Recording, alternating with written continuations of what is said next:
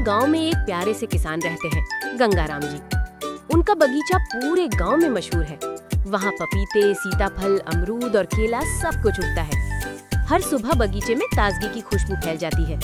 लेकिन गंगाराम जी की परेशानी शुरू हुई जब बच्चों की टोली राजू, रोहन, पिंकी और जीतू बगीचे को अपनी फल पार्टी का मैदान बना चुकी थी। राजू पेड़ पर चढ़कर चिल्लाता, पकड़ो पकड़ो, ये रहा सबसे बड़ा सीताफल। और जीतू नीचे से टोकरी फैलाकर बोलता, जल्दी डालो, मजा ही आ गया। सभी बच्चे गाना गुनगुनाते, मैं तो रास्ते से जा रहा था, सीताफल खा रहा था, तुझको नहीं मिला तो मैं क्या करूं। दिन में बच्चे और रात में हिरण, बंदर, सुअर सब बारी बारी से गंगाराम जी के बगीचे का लूटोत्सव मनाने लगे। कभी फेंसिंग टूटती, कभी पौधे रौंद दिए जाते।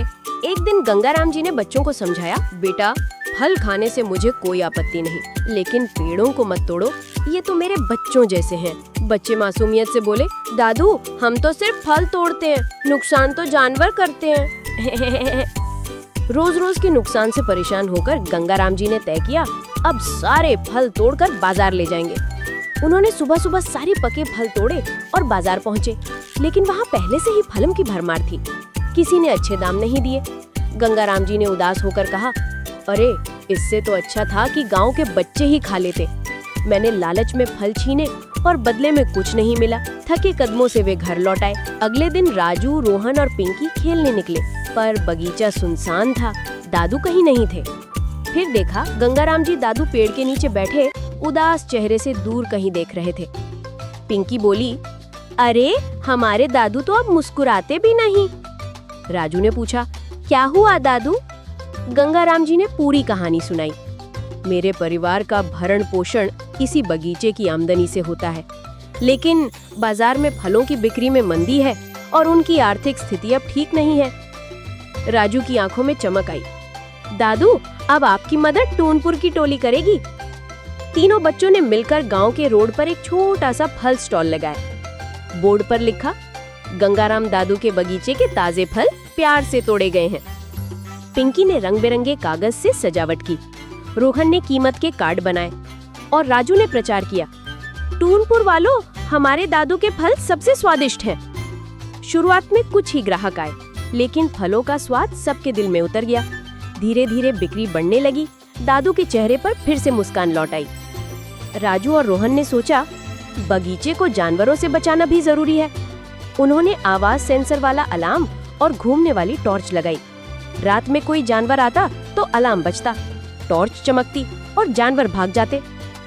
पर कुछ दिन बाद फिर नुकसान होने लगा।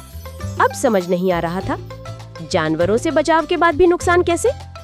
दरअसल गांव का एक शरारती आदमी भोलूराम रात में बिजली काटकर अलार्म बंद करके बोरे में फल भर ले जाता था। सुबह सुबह वही फल गांव गांव जाकर बेचता। राजू, जीतू और रोहन ने सारा माजरा समझ लिया, लेकिन चोर कौन है ये साबित करना बाकी था। बच्चों ने बगीचे के बड़े पेड़ पर एक बिस्तरनुमा ठिकाना बनाया। अलार्म के पास रस्सी का फंदा भी लगा दिया। रात को खुले आसमान में नीले तारों के बीच सुबह सुबह पक्षियों के चहचहाने का संगीत, जरा सी सरसराहट पर सचेत होना एक अकल्पनीय मजा देता। ऐसा करते 2 रातें बीत गईं। बच्चे तारे गिनते, पक्षियों की आवाजें सुनते, हल्की हवा में लहराते, मजा ही मजा था। फिर तीसरी रात लाइट चली गई। सबने सोचा अब आया असली चोर। भोलूराम की होशियारी उसे भारी पड़ गई।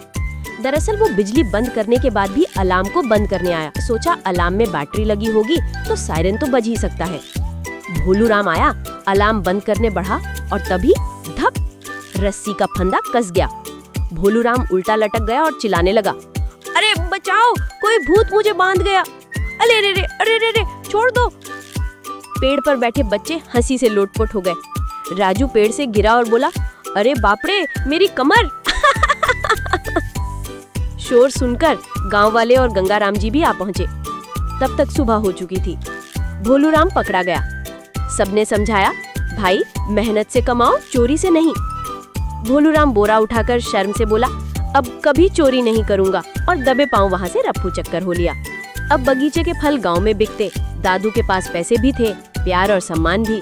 ढेर सारे फल वो बच्चों को देते और शाम को बचे हुए फल जंगल के जानवरों के लिए रख देते।